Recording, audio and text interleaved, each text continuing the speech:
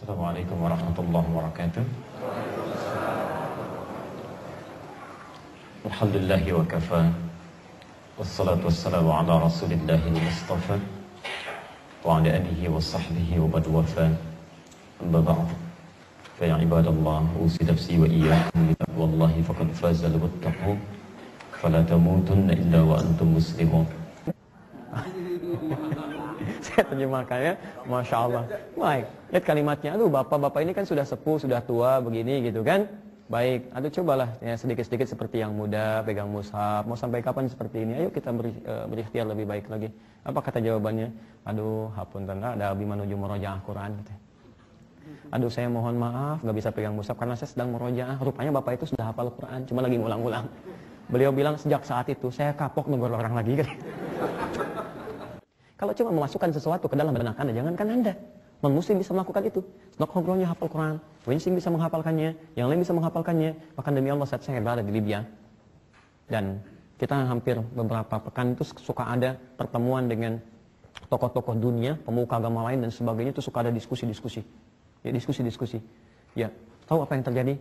Satu kali diundang satu tokoh agama yang dari yang lain datang, terus kita berdiskusi. Ya, tentang macam-macam lah. Begitu mau menyebutkan satu dalil, dia katakan, iya saya hafal itu Qurannya. Hafal Quran, Anda bayangkan. Hafal Quran. Tapi apakah Quran yang dihafalkan menjadi manfaat bagi dirinya? Tidak. Ketika Quran tidak menjadi zikir untuk mendekatkan dirinya dengan Allah Subhanahu wa taala dan menghadirkan hidayah dalam hidupnya, maka itu bukan yang diinginkan oleh Quran. Itu minhum dzalimun li nafsi. Paham sih? Jangan sampai terjadi. Jadi ketika Anda ingin menghafal Quran, tujuannya ini zikrun, ingat dengan Allah. Makanya ketika Anda ingat, hasilnya ini sarikum bil khairat. Ada muncul kebaikan.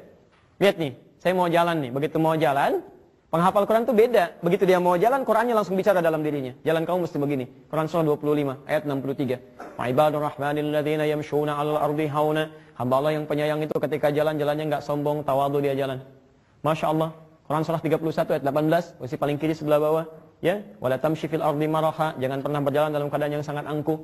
Bahkan kalau kembali ke Al-Furqan tadi, wa idza khatabahumul jahiluna qalu salama. Kalau ada yang mencela, yang ngolok-ngolok, Masya Allah, Anda mau ikut ke pengajian, tadinya kumpul-kumpul, sekarang mulai beralih, mau ke pengajian, sudah ada yang mau bilang, Masya Allah, duh, sudah mulai soleh ya sekarang, Masya Allah. Faqalu salama, dia nggak balas dengan respon yang negatif. Soleh, Alhamdulillah, saya masih dodi, soleh kita tetangga yang lain. Ayo masa mau gitu aja sampai kapan? Dia jalan, biasa aja. Ya. Jadi nggak ada kalimat-kalimat celaan dia muncul dalam lisannya. Begitu dia mau mencela pun nggak bisa, karena dia ingat ayatnya. La yasraqu minkum. Mau dusta nggak bisa. Wailul lil mukadzibin. Begitu jalan, Masya Allah, dia jaga pandangannya. Walil mu'minina yaghuddu min absarihim. Katakan pada pria-pria beriman, hanya boleh lihat yang baik-baik saja, yang nggak baik dia palingkan. Perempuan juga sama, ayat 31-nya, Quran surah 24. Wa qul lil mu'minati yaghuddna min absarihinna. Hei perempuan-perempuan beriman, hanya lihat boleh yang baik-baik saja. Begitu melihat yang tidak baik, dia cepat palingkan. Bahkan lisannya istighfar. Ingat Qurannya, surah ketiga, 133. Wasari wa inda maghfirah. Bergegas dia langsung kemudian malingkan pandangannya pada yang baik-baik. Semua ada. Ya. Indah. Begitu datang orang salam, yang keluar Quran. Quran surah keempat, ayat 86. Wa idha huyyitum bitahiyatin fahayyu bi ahsana minha aw rudduha. Semuanya itu yang dimaksudkan. Jadi Quran yamshi. Qurannya jalan dalam kehidupan dia, itu yang diinginkan. Jadi bukan cuma ada di kepala dia aja begitu, Masya Allah. Kalau cuma begitu, jangankan kita, orang lain juga bisa. Ajarin beliau sekali lagi tuh. Ya, bisa tuh. Bismillahirrahmanirrahim. Anda berikan lagam sudes, misalnya Rasid, bisa tuh ditiru. Luar biasa, Masya Allah gitu kan. Tapi apakah mengingatkan itu dengan Allah? Itu poin pertanyaan pentingnya. Ya. Nah, ada lagi yang pertengahan ini Muqtasid. Muqtasid ini paket hemat. Ya, Muqtasid hemat. Ya, hemat. Jadi baru bisa untuk dirinya, belum berbagi dengan orang lain.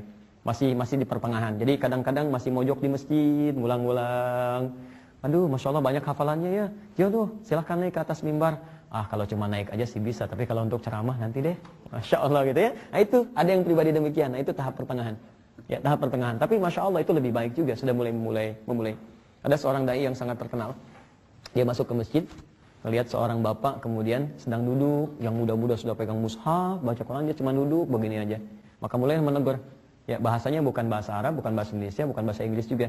Dia sampaikan, "Singa tuh Pak, ada bapak tetos tepuh," ya kan? Maka coba seperti nusanesna, nyepang mushaf, murojaah, badai kumaha tuh nanti ke akhirat. Masya Allah. Paham artinya? Saya terjemahkan ya, Masya Allah. Baik, lihat kalimatnya. Aduh, bapak-bapak ini kan sudah sepuh, sudah tua, begini gitu kan.